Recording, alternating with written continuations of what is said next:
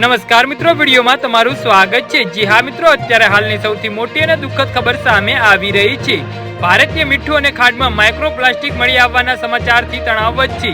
એક અભ્યાસના પરિણામો આ વાત સામે આવી છે। મીઠું અને ખાંડ સિવાય આપણે બધા આપણા શરીરમાં માઇક્રોપ્લાસ્ટિક ઘણી રીતે દાખલ કરી રહ્યા છીએ, જે ઘણી મોટી બીમારીનું કારણ બની શકે છે। ચા બનાવવાની ભૂલ પણ તમારા શરીરમાં પ્લાસ્ટિક દાખલ કરી શકે છે। એક અભ્યાસમાં સામે આવ્યું છે કે મીઠા અને ખાંડની દરેક બ્રાન્ડમાં માઇક્રોપ્લાસ્ટિક હોય છે। અભ્યાસમાં 10 પ્રકારના મીઠાનું પરીક્ષણ કરવામાં આવ્યું હતું, જેમાં રોગ મીઠું સામેલ હતું। ખાંડના 5 પ્રકાર છે, જેમાં કહેવામાં આવ્યું છે કે માઇક્રોપ્લાસ્ટિક દરેક વસ્તુમાં હાજર છે। માઇક્રોપ્લાસ્ટિક આપણા શરીરને ઘણું નુકસાન પહોંચાડે છે। આ પ્રજનતંત્રની સમસ્યાને લઈ કેન્સર સુધીની ઘણી બીમારીઓનું કારણ બની શકે છે। જાણે અજાણે આપણે અનેક વસ્તુ દ્વારા પ્લાસ્ટિકને આપણા શરીરમાં દાખલ કરતા રહીએ છીએ। ચામાં તેની માત્રા ઘટાડી શકે છે। જી હા મિત્રો, અત્યારે હાલ મોટા સમાચાર સામે આવી રહ્યા છે।